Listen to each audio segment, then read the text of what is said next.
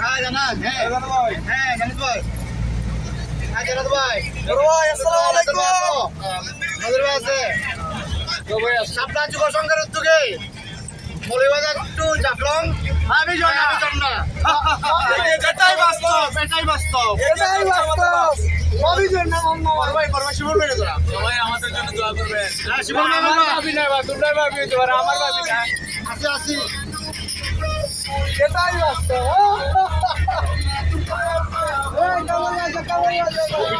আঙুল আঙুল ভাই চলেন নি কিছু খাও না খাও না আপনাদের দ্বারা